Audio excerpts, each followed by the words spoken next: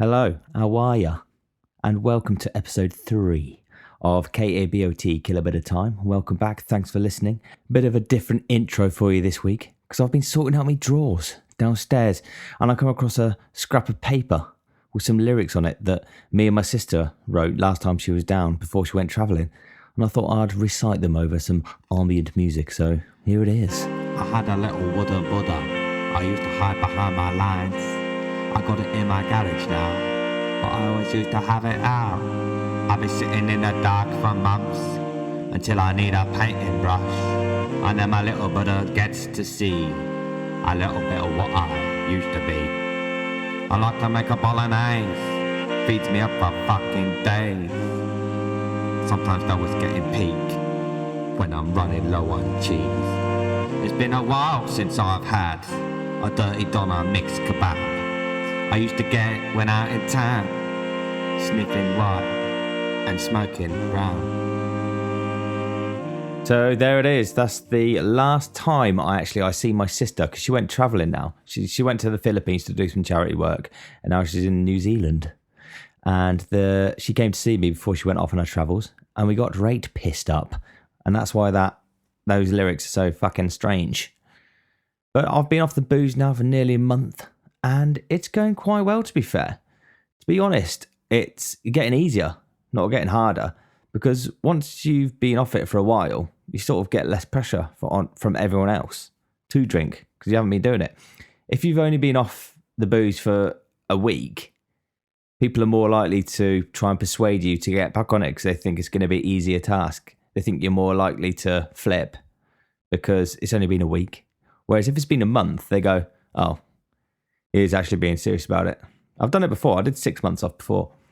And the longer you leave it, the easier it gets. When I was about 2 weeks in, someone I know said to me, oh, it's a little bit like when you're on a game and you get down to like level, I don't know, you get the further down in the game you go, you don't want to go back to the beginning again. You know what I mean? It's like one of those old school Sega games where if you die, you go back to the beginning again. It's not like modern day games where it just automatically saves your progress all the way through. Youth today don't know the struggles of gaming back in the day. You could spend hours and hours getting to the final boss, and then you die, and then you have to do it all over fucking again. You have to start at the beginning, and most games are like that. And that's what it's like giving up the booze, I suppose. If you drink, then you go back to the beginning. You're on day one again. You're on level one. It's also a little bit like, I don't have Snapchat, but I get wind of what it's like. It's like you send pictures to each other as messages and things like that. And there's something on there called Snapchat Streak. And if you message someone every day, you get as what's called a streak. And the longer a streak you get, the more people are keen to keep it going. And they start to get shit. And it's funny, when they fall out with each other, they threaten each other by ending the streak. Oh, well, I won't message you tomorrow, then our streak will be gone. Our streak will be gone. Who gives a fuck? You know what I mean? But they do. They actually do. And it's like, it signifies when a friendship is dead as well. They go, oh, I don't really speak to them anymore. You know, we don't have a streak anymore. Oh, right. So if you don't have the streak, they're not friends anymore, basically. Or they're not close as they were. But I think that's all died down a bit now. People are less into Snapchat and they're more into Instagram as far as I can tell. But anyway, the drinking thing's a lot like that Snapchat streak. I've got a good streak going now. You know what I mean? I don't want to stop that streak from going. The longer it gets, the more you want to keep it going. That's why it's easier to abstain the longer it goes, because your enthusiasm and motivation increases. If you're only a week deep, the temptation just to have a few pints is a lot stronger. You think, it's only been a week. I can do another week easy. But once you're a month in, you go, well, I don't want to go to the start again and have to do a whole month again. So yeah, it also gets easier the longer you leave it, because you forget, you don't treat yourself with alcohol anymore. You sort of forget about it a little bit. You see me walking around the complex after I finish work with an ice cream now. I'm knocking about with a fucking ice cream after work. Whereas it used to be a pint. So that the reward system sort of changes a bit. You know, if you caught me 3-4 years ago, it would have been a pint and a fag. Now, it's a Magnum pink lemonade. It reminds me of when I quit smoking, in the way that you just forget about it after a while. You just don't miss it anymore. You just don't. So what? And I tried quitting smoking quite a few times and failed. I think once I quit for like 3 or 4 months, but always came back to it. And it sort of bugged me that I couldn't quit. And I started smoking when I was about 15, 16, and just never really saw an issue with it, really. I never had any plans to quit, even when I was in my 20s. It was only when I went towards the end of my 20s and I noticed like wheezing, regularly wheezing, especially at nighttime, and not being able to be as physical as I used to be able to. I used to get out of breath more. And I was like, this is rubbish. And not only that, but smoking was becoming a little bit less fashionable in general. People, not as many people smoke anymore. You know what I mean? Most people vape or do snus. And I just wanted to quit anyway because my partner didn't smoke. She didn't like it. So there's one big reason. Also, I wanted to have a family and I didn't want to be an example of that you should smoke. Because at the end of the day, I think 1 out of 2 smokers die of smoking of some sort of fucking reason. So I didn't really want that either. I wanted to eliminate that. So yeah, when I decided to, or leading up to the point where I was like, right, I'm going to pack it in, I tried to just imagine the fag as something that was irritating me, like a bug that was stuck to me, or you get a little bit of sellotape stuck to your finger and you try and take it off and take it off with the other hand and it sticks to the other hand and you try and shake it off and it won't go because it's stuck to you. I tried to imagine the fag like that and I'll try and shake it off, and obviously you couldn't get it off because you're not going to fucking just drop your fag. I was just trying to visualize it as that irritating fucking bit of sellotape that you cannot get off your cunting finger. And that helped me visualizing it like that. It just annoyed me, the whole having to smoke all the time. When I went traveling, I was in Nepal for about 2 or 3 months. And when I was in Kathmandu, I picked up the bastard Kathmandu cough because I didn't wear a face covering. Everyone else was wearing face coverings. And I thought I was Mr. fucking Invincible. It's not going to affect me. Fucking walking around the dusty streets. And anyway, got the bus to Pokora, which is like sort of like the start of where you go to base camp and the start of the route to the Mount Everest and the Annapurna Trail and stuff like that, all in the mountains. And by the time I got there, I came down with the worst cough I've ever had in my fucking life. It was awful. I couldn't sleep. I was coughing all the time. And it was like my whole body was aching. My shoulders were aching because it was like, took so much energy to be coughing like that all the time. And it was deep. I thought I was going to cough a fucking organ up. And people were asking me if I was all right all the time, offering me fucking lemon ginger tea and shit. It was honestly the worst cough I ever had. And even then, in that state, I tried to make sure I could have 1 or 2 fags a day. I'd struggle through. I'd take a puff, cough my fucking guts up, take another one. And it was like, I was that desperate for that fucking nicotine, even in that horrific physical condition. And I just thought, that's awful, innit? I mean, that is awful. I didn't want that anymore. And also when you see people, and I was the same, when it's fucking windy, cold as shit, pissing it down outside, and even if you're ill yourself, you'll still go outside and have a fag. It's not worth it. It's really not worth it. And all of these reasons just piled up, and I was like, I'm going to quit. And what really helped me, big time, was the snus. I tried vaping. Vaping didn't help. Vaping made it worse because I switched to vaping for a bit. Don't know if anyone else in the world has them, but Elf bars were big in the UK. I don't think you can get them anymore. But there were these little like disposable e-liquid vape pens called Elf bars. I used to smash like 1 or 2 of them a day. Just chug the fuck out of them. I know it's a big thing about a load of dodgy Elf bars knocking about, and they're no good for you. And it didn't stop me though. I didn't really see an issue with that either. I just thought it was better than smoking. But then I started to get even more, my chest was getting even more wheezy. And I was coughing up, in the morning, I was coughing up phlegm that tasted like orange fucking sherbet. And I was like, this can't be good for you either. But anyway, someone offered me something called snus at work. And it's like these little nicotine pouches that you tuck in your lip. And I tried them. And I was like, oh, yeah, these are pretty good actually. Because you feel them. You feel them hit you. Whereas like nicotine patches and things like that, you don't really. It's too much of a slow burn. With these nicotine pouches, 5 minutes, you can feel it. You feel like, I get hiccups when I had a strong one. You can like feel it like in your chest. Some of them gave me hiccups that were too strong. And sometimes if you give one that's too strong to someone, they'll be sick. Like I was on the 6.5 milligrams or whatever. I've got some lads at work who are taking like 50 mgs. And That is ridiculous. They're just tapered up. They started on low ones, then they worked themselves up. I think a pretty average one is about 12 mg. And some lads are doing one pot when there's 20 in a pot, and they're doing fucking 20 a day of the 50 mg ones. It's mental. But they are good. I mean, I'm not recommending them to anyone who doesn't already use nicotine.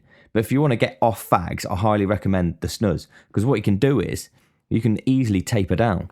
So you pop a snus in. You start by having, I don't know, 10, 15 a day snus. And then you go down to, you reduce the amount you take until you're on like 3. 1 in the morning, 1 in the afternoon, 1 in the evening. And then you taper that down. Knock the middle one out until you're on like 1 a day. And then you're popping it in for like 5 minutes, taking it out and popping it in again later on in the day. That's how I did it. And it worked a fucking treat. And I haven't smoked again since. It's been like 2 years. So yeah, if you fancy getting off the fags, that's how I'd do it. If I could give any advice to someone trying to stop smoking, I would say, first of all, look at when you've tried and failed in the past. And whatever made you fail, try and change that. Because what used to fuck me up in the past for quitting smoking is alcohol. Because I used to manage to stop smoking for a few weeks, then have a few beers, and then obviously beers and fags go hand in hand. They're just like pancakes and maple bacon, like strawberries and cream. They go together. And so, yeah, I couldn't do it without knocking alcohol. That's why I stopped drinking for a bit before. Also, what I'd try and think about is there's 2 things you're trying to quit, really. First of all, it's the hand-to-mouth reward system. And secondly, it's the nicotine addiction. So I'll try and tackle the hand-to-mouth reward system first, get your nicotine a different way, manage to get out of that habit of hand-to-mouth reward, and then tackle the nicotine addiction after that. But I don't want to bang on about it too much because there's loads of non-smokers out there. Bravo. But it's weird, even the non-smokers, even some of the non-smokers, they start taking nicotine somehow. Don't forget the government are trying to get it fucking into you. And because once you do quit, it's like you've been freed. Freed from a chemical substance designed to make money off of you. Heavily taxed by the government. Every fag you have is putting money in the government's pocket. Try and look at it like that. They're scamming little bastards there. They target it at kids as well. You know what I mean? It's not like Old Holborn, like pipe tobacco for fucking old men. It's little colourful sticks flavoured with apple sherbet, blueberry raspberry and bubblegum. It's not clearly aimed at kids. It shouldn't be happening, but it does. And weirdly enough, now, most kids actually start with vaping. Most people I see vaping never smoked in their life. They just went straight to vape, just because everyone else does. It's that sort of group mentality, isn't it? But I think vapes are worse, especially now. I mean, most e-liquid is produced in China in massive factories, chewed up in little vape pens and sold across the globe. They're the global leaders in e-liquid production. They do it on a massive scale. And so much so that there's huge concerns about counterfeit, unregulated e-liquids being produced as well. You know what I mean? Just a load of fucking e-liquid being produced in some dusty little warehouse in some forgotten district of China. And then you got loads of kids these days just inhaling it. You don't know what's in it, really. Could be anything. But anyway, we should stop hating on China because China get a lot of flack these days. You know what I mean? They seem to get blamed for everything at the minute. Vape pens, COVID, fucking dog festivals, Chinese water torture, which isn't actually Chinese, it's Italian. Sometimes you've got to look at the news and be like, the news is making me hate China, but what? Who wants me to fucking hate China? What's the agenda? What's the motivation for trying to tweak my emotions to fucking feel negatively about China? Something's going on behind the scenes there. So I've got to sort of second guess myself sometimes when I'm feeling a certain way about a certain something. Like, why do I feel like that? If it's something that I've seen on TV or on social media, just forget about it because you're probably being brainwashed. Propaganda's fucking sly these days. Anyway, I do want to do a future little podcast at some point on China, the Chinese, in particular the Chinese social credit system, because that is a bit weird. So yeah, we'll look at that one later. But anyway, that sort of summarises the self-improvement section, and we're going to move swiftly on. We're going to dawdle onto the next feature, which I'm going to call It Weren't Like That in My Day. And the jingle goes a little something like this. Well, it weren't like that in my day. Well, it weren't like that in my day. The first thing that wasn't like that in my day was my increasing love of fudge. And I didn't realise until I went to the cinema recently when I was filling up a pick and mix. And I seen some cookie dough fudge there, cookie dough vanilla fudge. And I thought, I'll grab a few bits of that. just because I'm one of those people where I want a bit of everything, just in case I'm missing out. So I did that, went in, watched 28 weeks later, is it? No, 28 months later. The latest one. Fucking pretty good. Bit weird at the end though. And a fucking load of Jimmy Saviles pop out of nowhere. Sorry if this is a spoiler for anyone. But anyway, I had my pick and mix. I've got a good little tip for a pick and mix in a minute. Fuck it, I'll tell you now. What you do is you cram your pick and mix, obviously as full as possible.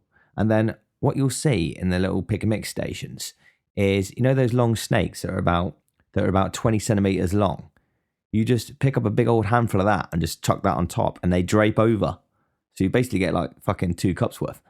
But anyway, I came across some of this fudge, some of this cookie dough vanilla fudge. I had a few bits and I was fucking lovely. Absolutely gorgeous. And then I got some from the shop the other day as well. And I never used to like fudge back in the day. It was always the one that I avoided in the boxes of chocolates in the Quality Street and their little boxes of celebrities, whatever they're called. I used to avoid it. It was rubbish. I never liked fudge when I was a kid. You know, you used to get chomp. That's the caramel one. And then the fudge. Also, the caramel one was the best one. So I used to get that. But I think the older you get, the more you appreciate fudge. Back in my day, I didn't like it. And now I do. And I think you'll just like it more and more as you get older.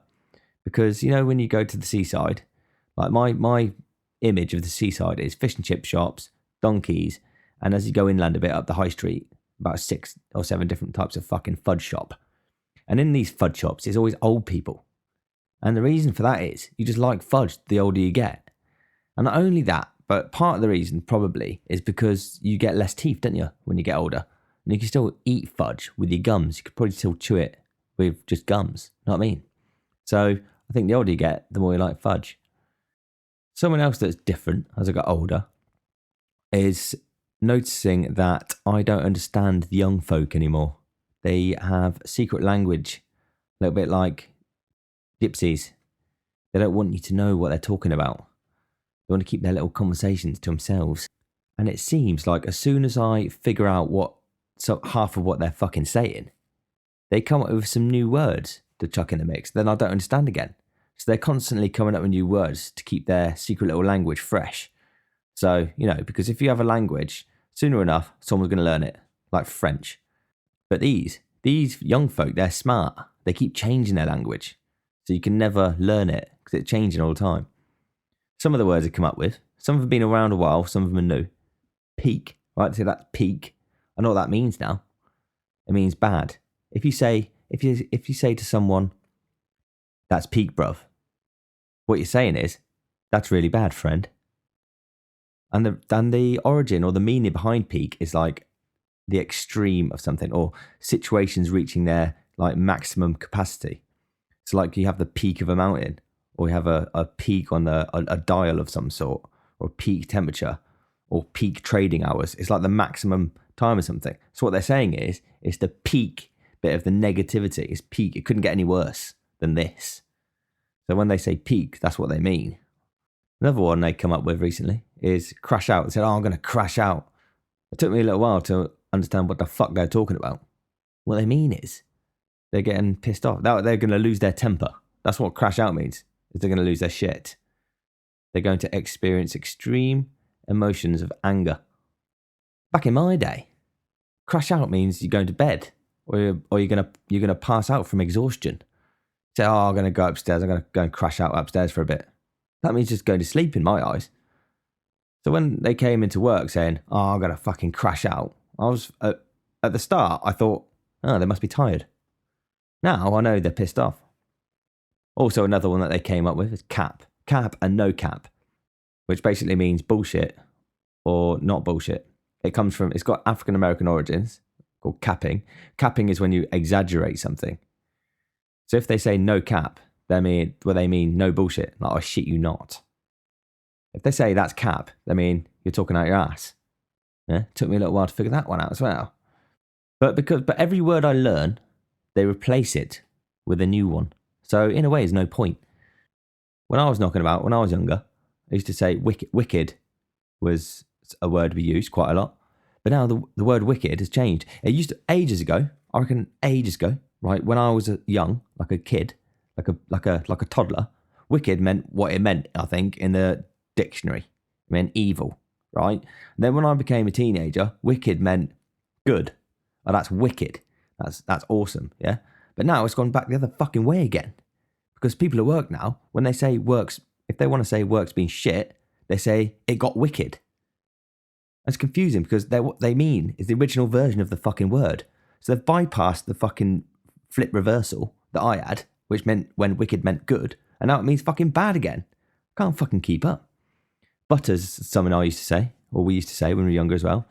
Used to describe an ugly girl or a shit situation. Started off with ugly girls. And, you know, I'm not saying it's right or wrong, it's just what was said. And then the age-old favourite, sound. Everyone says sound. I don't think anyone's ever going to stop saying sound. People said it then, people say it now. Sound is a pound. Pound for the sound. I used to go to free parties, and I don't know whether it was genuine or not, but sometimes you rolled up at an illegal party. I'll talk about that in another podcast later, because that's a good topic. And sometimes people would stop the car and they'd say, pound for the sound? Pound for the sound? Well, so you had to pay a pound. But I don't know if they're from the actual music, the organisers or not, of the actual rave or not. But we always used to give a pound because you didn't want your fucking car to get smashed up by some fucking randomer. So we just did that. Sound. Sound as a pound as a sound. Sound as a pound. But anyway, sound. It's like sleep and sound, or sound asleep. It goes back. I think that's always been a word. I wouldn't even consider that slang, actually. But in terms of the language thing as well, something that's different nowadays than it was in my day is, and I don't even think they realise they're doing it, is they're using techie language in their day-to-day talk. For example, right, at work, we pre-poach our eggs because we get through so many. On some breakfast services, we'll do 60 poached eggs on a really busy one. And if you try and do 60 fucking poached eggs to order, it's an absolute nightmare. So what we do is we pre-poach them, so they're basically ready, and then we chuck them in an ice bath to cool them down, and then we put them in some water and we store them like that. But anyway, when you're doing this, you're cooling them down. When you're lifting it out, it often has loads of like stringy bits of egg attached to it. So what we like to do is just nip those little bits off with your finger so it looks nice. It's nice and perfectly round, like a little lamb's testicle, right? And one of the lads who's doing it, who's about 18, 19, I think he's 20 now. He's saying, oh yeah, I quite like the bit where you edit the eggs. Edit the eggs. Perfectly straight face. That's the word he chose to describe. Edit the eggs. I mean, I like it. It's descriptive. You know what he's on about. Like, yeah, you're going to edit the fucking egg. Usually, editing usually refers to like computer software. But they're so used to using their phones and fucking software all the time, they're using computer and techie language in their day-to-day fucking conversations and discourse. Mad. Another thing they say is spawn and despawn, which is something that you usually come across when gaming. It's when you pop up on a map in a game somewhere. You spawn in. It means you appear. So sometimes if someone turns up in the kitchen and you don't notice their arrival, you don't see them walk through the door, you turn around and they're fucking just there. They say, oh, where have you spawned in from? Spawned. And if something disappears, they can't find something, I don't know, they put down a pair of scissors, they turn around and it's gone. They say, where's those scissors despawned to? The scissors are fucking despawned. So they're using that gaming language as well. Something else they say is closing tabs down in their fucking head. Someone said it at front of house. And it means when you've got loads of stuff going on and you need to reprioritize what tasks you're going to focus on, they say, I'm just closing down a few tabs and opening up a different one in their fucking head. And again, it is quite good. You know what they're talking about. But again, it's just that applying computer language to what you're doing. It's mad. Buffering is another one. You know, when you sort of stand there and you get a bit brain fog, or your brain just goes dead, you just forget what you're doing. They say, oh, I'm buffering. Buffering. Or another one they say is bugging. Oh, I'm bugging. And that means when you sort of become a little bit anxious, slightly paranoid potentially, and just not really comfortable about what the fuck is going on right now. They say, oh, I'm bugging. A little bit like a computer bugging out when the computer doesn't know what the fuck it's doing. So yeah, didn't have that back in my day at all. Nothing like that. We just had normal language as we thought was normal. But then the older folk back when we were younger thought what we were saying wasn't right. You know what I mean? So it just changes all the time. Something else that's changed as well is I don't think there's as many arguments as there used to be. I don't think... Well, when I was younger, we used to fucking argue all the time and fucking have big debates about stuff and get really fucking into it.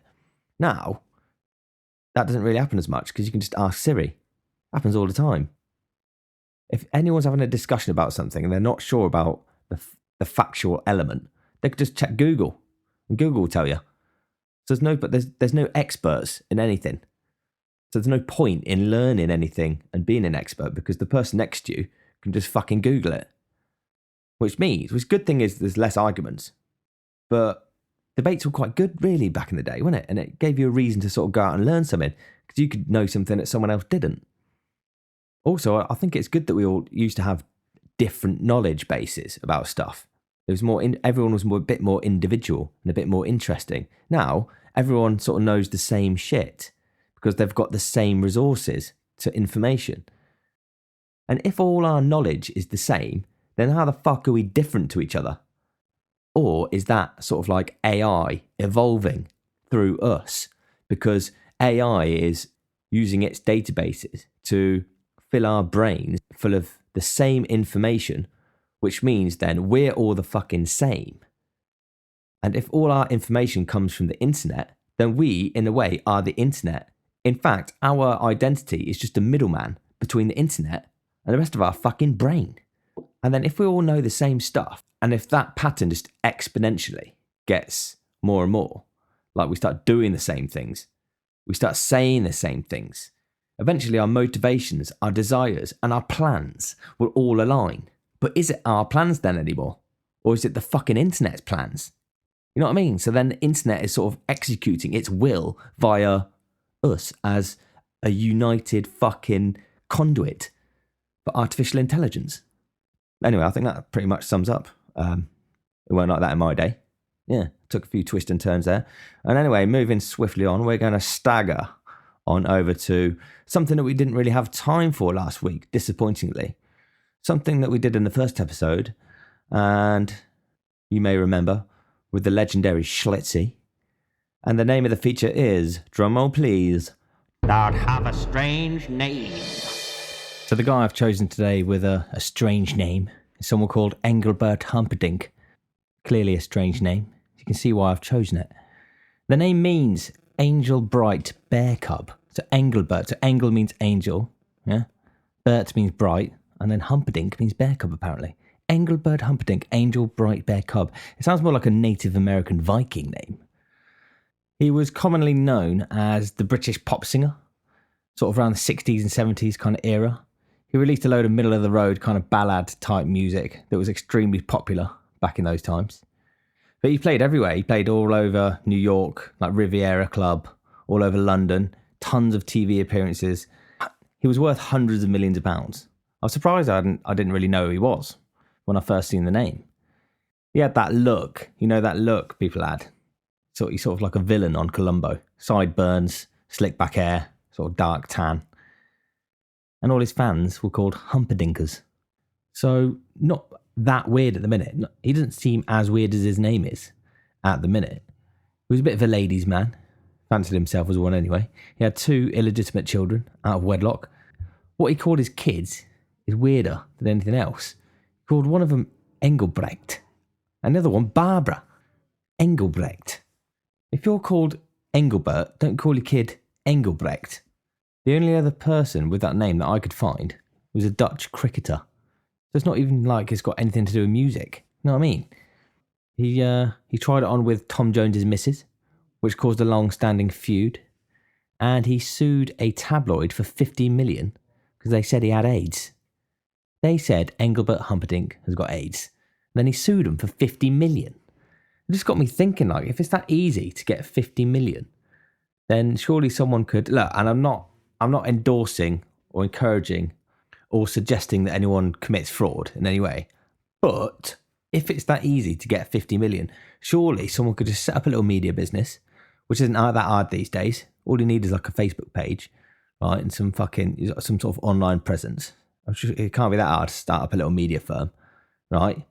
and then get someone in on it, right? And say, right, what I'm going to do is I'm going to post that you've got AIDS.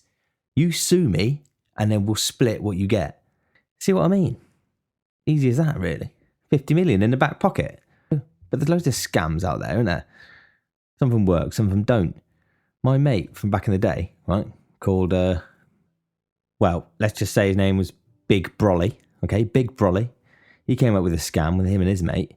And what they did is they went round to all the cash gens, scamming them. And how they did it was they found a rare electrical item, like some sort of bit of photography equipment that you can't really find anywhere other than the one they've got. Something that you can't really find online, okay? And then they list it for sale on places like eBay or Gumtree or something like that. So then when they take it in to get valued by Cash Generator or CEX or whatever it is, they've only got, when they search it, they can only find the listing that Big Brolly and his mate put up.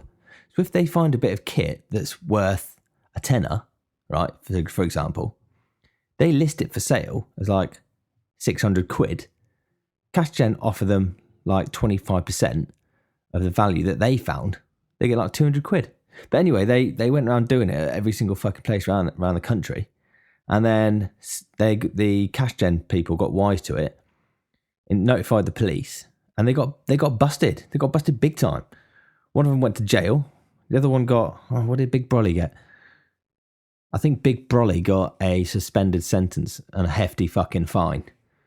So yeah, they're not stupid, these people out there. You think you're on a winner, and you're probably not. It is true what they say. If it seems too good to be true, it fucking isn't. Someone else I know recently as well got fucking done. Someone sent him on TikTok, a video of loads of money. Just loads of money, little TikTok video, loads of money, going, oh, this is easy. If you want some of this, message me. And he basically said, I've got loads of fake money, okay? Send me 60 quid. And I'll send you 200 quid of fake money. And the fucking idiot did it. He was like, oh, I sent that geezer the money, but he never sent me anything back. Of course he didn't, because that's the fucking trick there, innit? He's getting the money off you. You're not fucking scamming anyone with fake money. You're the one getting scammed by sending him fucking money, you dickhead. You know what I mean? It was fucking obvious to me, but not obvious to him. But anyway, this Engelbert Humperdinck fella, he's a massive imposter anyway. It's not even his real name.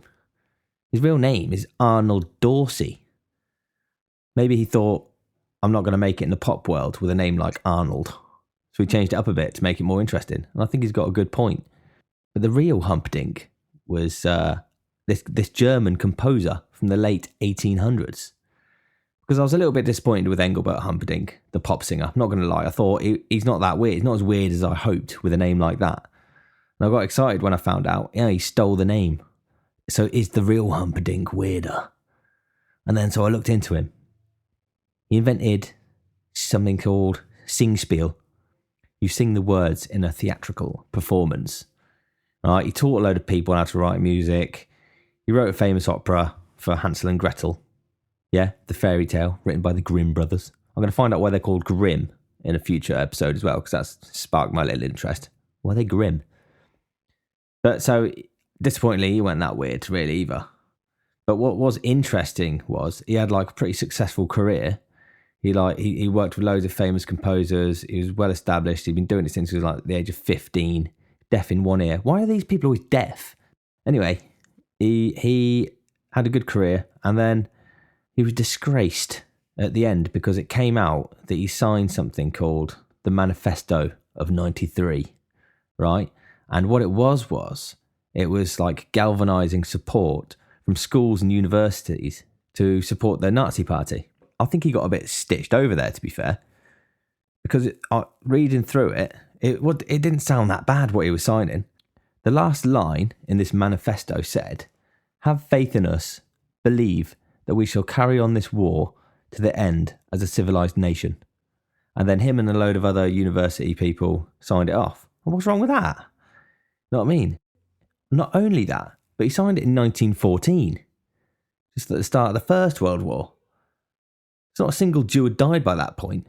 There'd been no fucking war crimes at that point. But it doesn't matter. he still seemed to be like supporting the Nazi party by the end of it. So he's just disgraced. So I think he got right stitched over there, to be fair. Not only that, but if everyone else around you is signing this bit of paper, you're gonna do it. You're not gonna be the odd one out, are you? You're not gonna go, I'm not sure about this. You're gonna be sticking in the mud.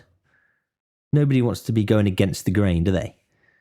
It's all about that conforming to majority thing, isn't it? Nobody does it. Everyone wants to join in.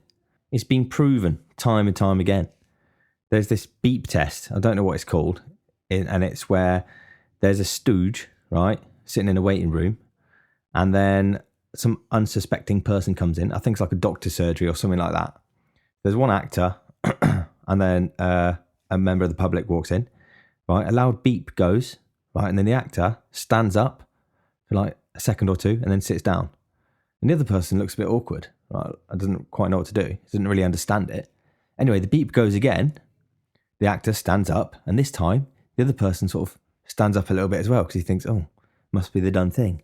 And then they send in another Joe Bloggs public. So then the beep goes again, and this time two of them stand up, and obviously the third person stands up with them without knowing why. Anyway, it keeps going, and before long there's about 20 of them in there, all standing up when the beep goes off, and not a fucking single one of them has a clue why they're doing it. People just follow everyone else, don't they? Even if they have no clue why they're doing it. There was another one called the Ash Conformity Experiment, right? Conducted by someone called Solomon Ash in the 1950s. And that was the answers to question test. And what they'd do is they'd ask a question to a group of people, and the answer would be really obvious. They'd be like, which line is longest?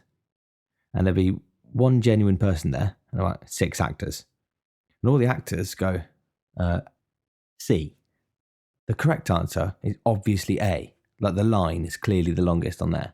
But everyone says B. They're pointing at like the smallest line or something. So then the unsuspecting participant is looking around going, are these cunts for real? Like, what the fuck? Anyway, he's like, well, fuck it. If they're saying it, then they must be right. How could I be wrong? They must be seeing something that I'm not. Or maybe I've misunderstood the question and everyone else gets it. But they keep going with more and more ludicrous fucking questions and answers, and the person there just keeps going along with everyone else, even though they're clearly wrong. So I think people would just go along with the crowd, and I think you, me, and every other fucker would do it as well. If you were back in Auschwitz, you do the same thing. Stop hating on the Germans. The other thing that everyone joins in with, right, is clapping. As soon as clapping erupts, everyone just fucking goes for it. And the weird thing is, you can sometimes start it off in inopportune moments.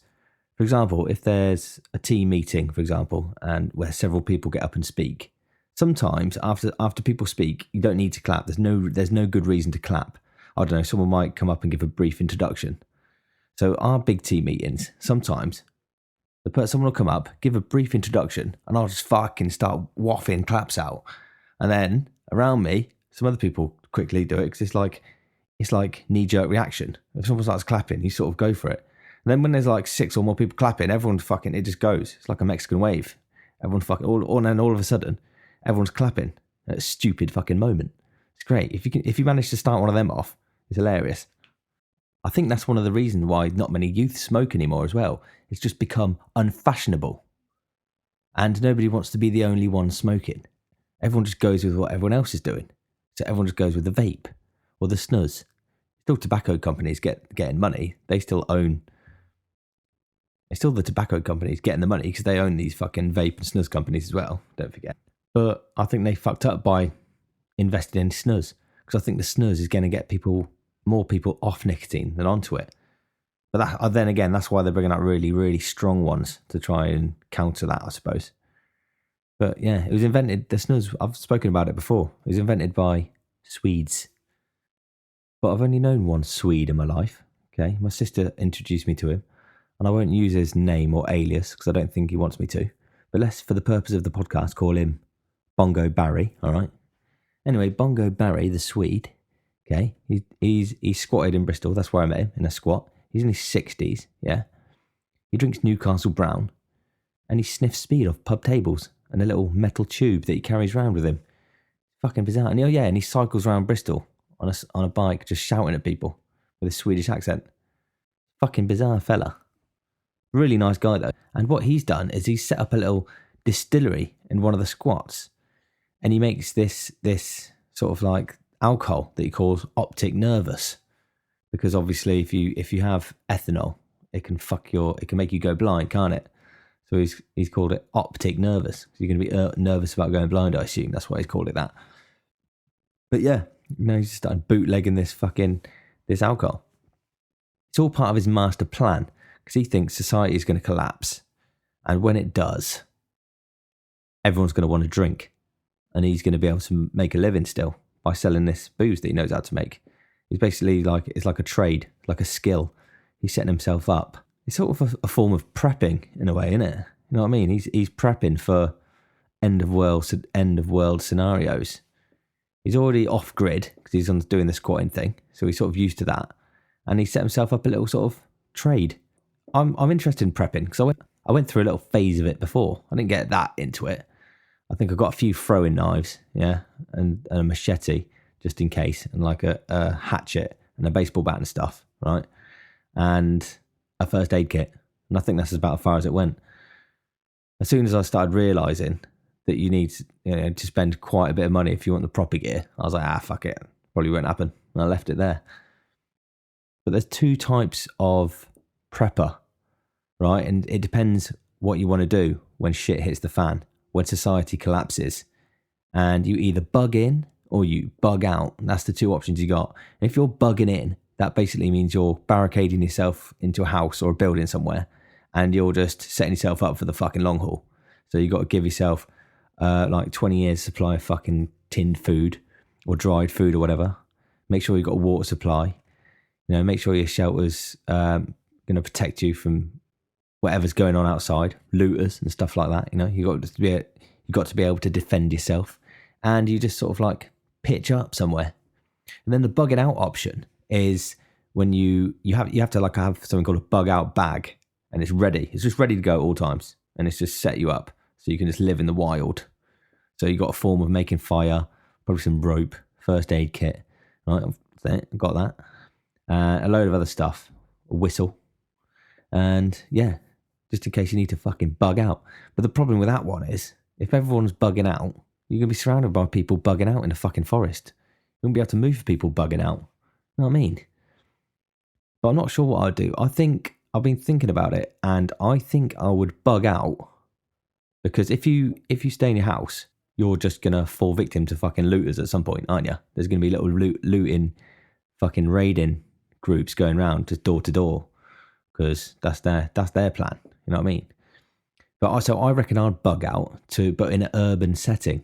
And what gave me the idea is when I got sort of semi-kicked out from school in my A-levels, right? Because because I nicked a thermometer, right, from science. And this bitch, right, called Angula, shall we say, for the purposes of this, Angula, yeah, dobbed me in to the head of the sixth form, saying, Kier nicked a thermometer. And the problem, that alone wasn't the problem. The bigger problem was I broke it, and it's one of those mercury thermometers. And I was just rolling the mercury around in my hand, which apparently you're not meant to do because it's dangerous. And it's really weird stuff, and it just slipped through the little hole, the little gap in between my fingers, and went onto the carpet. And I thought nothing of it, and I just mashed it into the carpet with my heel, and then just got on with my fucking day. But then Angula obviously stitched me up. All of a sudden, I had a squad of teachers on my ass.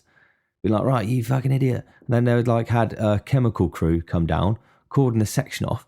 They made a right fucking song and dance about it. They sectioned off this big section of the fucking common room. Tore all the carpet up. And they're like, it's hazardous fucking material. But anyway, the consequence of that was me being not allowed on school grounds unless I had a lesson. And when you're in A-levels, sometimes you've got like a lesson at 9 a.m. and then you haven't got another one till 3, or even later than that sometimes. So I just add hours and hours to myself just roaming around fucking Toaster, bored. So what I did was I went into Waitrose, disabled toilet, and then got the idea in my head. I was like, I wonder if I can get into the roof. Lifted up one of those ceiling tiles that you see everywhere. Got up there. And then, just chilled up there. Just roaming around Waitrose attic. And I used to lift up the ceiling tiles around the shop and just watch people do their shopping. Sometimes I used to just go to different sections of the ceiling and just try and guess where I was in the shop. Lift up a ceiling tile and go, well, where am I? Oh, I'm above the fish bit. That's interesting. But anyway, that experience made me think if I was going to bug out, I'd bug out somewhere like that in Waitrose attic, because nobody's gonna expect it. You'll have it all to yourself, and you're above a shop with loads of food in it and stuff. For me, in a post-apocalyptic situation, right, or nuclear war, you're living in fallout sort of times, yeah? You just need to look after the basics, yeah? Food, water, and shelter, innit? That's your first fucking thing you need to take care of. But Bongo Bill, or whatever we're calling him, yeah, he's already thinking about the next step, luxuries to trade like alcohol, yeah? So I was thinking, would Engelbert Humperdinck have been all right? Because he could have traded music, yeah, for food, drink and shelter. So maybe he would have been all right in those times.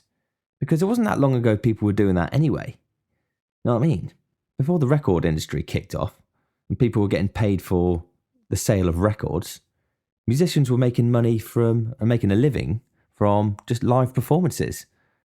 The first form of recorded music, the earliest instance of sound being captured, yeah, and so it could be made audible again, was from the phonograph, wasn't it? Invented by Thomas Edison in 1877. And that was sort of like the beginning of the commercialization of music. Back then it was recorded onto like wax cylinders that was originally just played in like saloons, amusement arcades, like public places, that sort of thing. It wasn't like readily available to the public. But then once the phonographs became affordable and they could be used in the home, I think there was something to do with a new motor that came out or something, which mean that they're available for like home use. That gave then to the birth of record shops, because then people were buying the wax cylinders from the fucking shops, and that was the beginning of it. But before all of that, a lot of musicians, even since like medieval and Roman times, performed for just sustenance and lodging, just food and accommodation. Even today, less than 20% of musicians can earn a living wage from their music. It is a bit of a labour of love, isn't it? It's commonplace in Ireland you get like the travelling musicians, don't they? They go around and they just go around from pub to pub just playing for board, just food and accommodation. It's sort of like a way of life, isn't it? Not everyone just gets into music because they want to be famous, like Engelbert Humperdinck. So, was Engelbert Humperdinck as weird as his name is?